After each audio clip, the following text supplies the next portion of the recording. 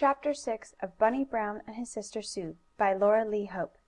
This recording is in the public domain. Recording by Abigail Rasmussen. Chapter 6 Adrift in a Boat.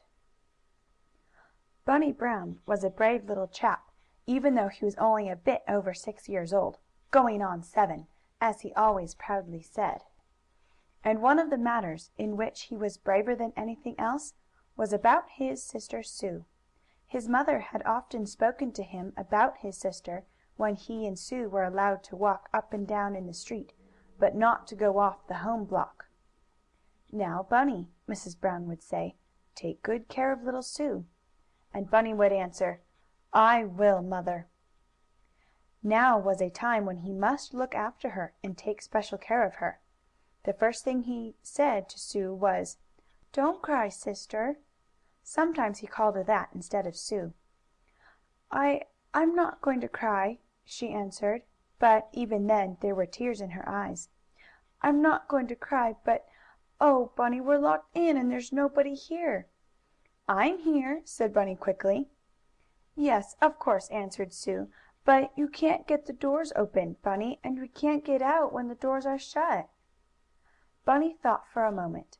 What Sue said was very true. One could not go through a locked door. "If we were only fairies now," said Bunny slowly, "it would be all right." "How would it be?" Sue asked, opening her eyes wide. "Why, if we were fairies," Bunny explained, "all we would have to do would be to change ourselves into smoke, and we could float right out through the keyhole." "Oh, but I wouldn't like to be smoke!" cried Sue. "That wouldn't be any fun. Why, we couldn't play tag, or eat ice cream cones, or anything. And the wind would blow us all away if we were smoke." "Oh, we wouldn't be smoke all the while," Bunny said. "Only just while we were going through the keyhole. Once we were on the other side we could change back into our own selves again." "Oh, that would be all right," Sue said. She went up close to the keyhole of the front door, and peeped through. Maybe she was trying to wish herself small enough to crawl out of the locked, empty house, without changing into smoke. But, of course, Bunny and Sue were not fairies, and, of course, they could not turn into smoke, so there they had to stay, locked in. "But, Bunny, what are we going to do?" asked Sue, as they went back and forth from the front to the back door. "Maybe I can open a window," Bunny said. But he was not tall enough to reach more than past the window sill. The middle of the sash was far away, and he could see that the catch was on. If there had been a chair in the house, perhaps Bunny might have stood on it and opened a window, but there was none.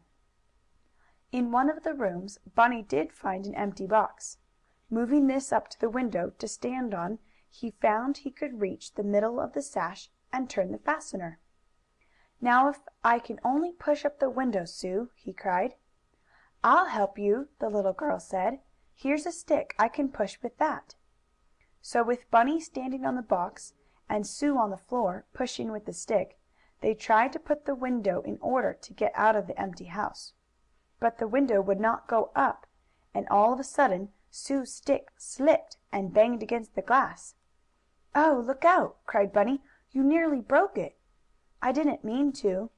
"No, but I guess we had better not try to raise the window. We might break the glass." Bunny knew a boy who, when playing ball, broke a window, and he had to save up all his pennies for a month to pay for the new glass. Bunny did not want to do that. So the children went away from the window. "Say, Sue," said Bunny, after a bit, "we can play we are camping out here. That would be fun. And we can make a bed of the pieces of bags that I fell on off the banister, and " "But I'm hungry, and there's nothing to eat!" Sue exclaimed. "When we camp out, or go on a picnic, there are things to eat." "That's so," agreed Bunny. "This isn't as much fun as I thought it was. I wish I hadn't tried to get any red paint." "So do I," Sue said, but she was not blaming her brother. She had been just as anxious to go into the vacant house as he had been. The children did not know what to do. They were both ready to cry, but neither wanted to, It was getting dark now. "Let's holler!" exclaimed Sue. "Maybe somebody will hear us and come and let us out." "All right," said Bunny. They both called together, but the vacant house was not near any other, and none of the neighbors heard the childish voices. "I guess I'd better get the bags and make a bed, for we'll have to stay here all night," said Bunny, when they were quite tired from calling aloud. "Then make my bed near yours, Bunny," said Sue. I don't want to be alone." "I'll take care of you," promised the little blue-eyed chap, as he remembered what his mother had told him. Bunny went to the front hall to get the cloth bags. Sue went with him, for she did not want to be left alone in the room that was now getting quite dark. But Bunny and Sue did not have to stay all night in the empty house. Just as they were picking up the bags they heard a noise at the front door, and a voice called: "Bunny? Sue? Are you in there?" For a moment they did not answer. They were so surprised with joy. Then Bunny cried: "Oh, it's Uncle Tad! It's Uncle Tad!"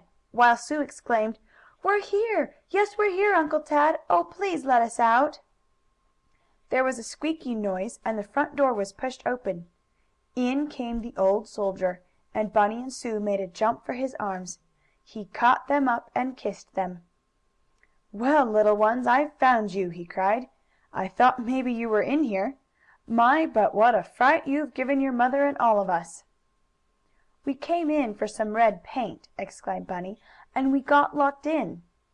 "No, the door wasn't locked," Uncle Tad explained. "It was just stuck real hard. You weren't strong enough to pull it open, I suppose. But don't ever do anything like this again." "We won't," promised Bunny.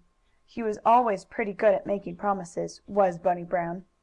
"We just wanted to get some red paint so I could play Mr. Punch with the lobster claw," he went on. "And we slid down the banister," added Sue, "and I bumped Bunny off the post. But she didn't hurt me," Bunny said. "How did you find us, Uncle Tad?" asked Sue, as their uncle led them along the now almost dark street toward their home. "Why, when you didn't come back your mother was worried," the old soldier said. "So your Aunt Lu started out one way after you, and I went the other. As I passed this old house I saw a blue ribbon down by the gate, and I thought it looked like yours, Sue. So I thought you might have come in here." "Oh, did I lose my hair ribbon?" Sue asked, putting her hand to her head. The big, pretty bow was gone, but Uncle Tad had found it. "It's a good thing you lost it," said Bunny. "If you hadn't, Uncle Tad wouldn't have known where to look for us." "I guess I should have found you after a bit," Uncle Tad said, with a smile. "But now we must hurry home, so the folks will know you are all right." And my, how Bunny and Sue were kissed and cuddled by their mother and Aunt Lu when Uncle Tad brought them back. "I was beginning to be afraid," said Mrs. Brown, "that you had gone down to the boat dock after I told you not to, and I was going to have your father and Bunker Blue look for you." "We didn't mean to get locked in, Mother!" exclaimed Bunny. "It was the wind." "Well, don't go in empty houses again," Aunt Lu said. "Nope, never!" promised Sue. "But we were looking for your ring, Aunt Lu, though we didn't find it." "No, I'm afraid it's gone forever," said Miss Baker with a sigh, and a sad look. "But it was very good of you to try to find it for me." The children sat down to supper, telling the big folks all about the adventure, and how they had become fastened in, and were afraid they would have to make a bed on the bags and stay all night. "And if we had I'd have taken good care of Sue," Bunny remarked. "I know you would, my dear," his mother answered, as she kissed him and his sister before putting them to bed. For a few days after this Bunny and Sue did nothing to make any trouble. They went on little trips with Aunt Lu, showing her the many wonderful sights at the seaside. With her they watched the fish boats come in, and once they went sailing with her and their mother, Bunker Blue, taking charge of the boat. They gathered pretty shells and pebbles on the beach, and had many good times. One day Bunny and Sue played Punch and Judy, Bunny wearing the big red lobster claw on his nose. Aunt Lu laughed at the funny tricks of the children. "Some day we'll get up a real show, and charge money," said Bunny, as he put away the lobster claw to use another time.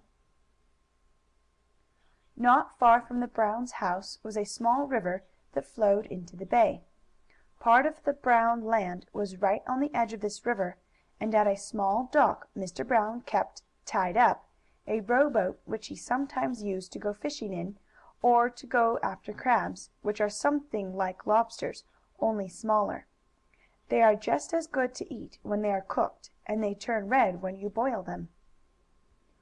One day Bunny and Sue went down to the edge of the river.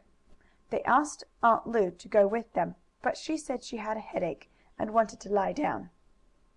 "Don't go far away, children," called Mrs. Brown after the two tots, as they wandered down near the little stream. "We won't," promised Bunny, and he really meant it. But neither he nor Sue knew what was going to happen. It was quite warm that day, and as Bunny and Sue sat in the shade of a tree on the bank of the river, the little boy said: "Oh, Sue, wouldn't it be nice if we could go on the river in the boat?" "Yes," said his sister, "but mother said we weren't to." "I guess she meant we weren't to go rowing in a boat. I mean a loose boat, one that isn't tied fast," said Bunny. "I guess it would be all right if we sat in the boat while it was tied fast to the shore." "Maybe," said Sue. She wanted, as much as did Bunny, to sit in the boat, for it was cooler down there. "Let's do it," proposed Bunny. "The boat is tied fast, but we can make believe we are rowing. We'll pretend we are taking a long trip."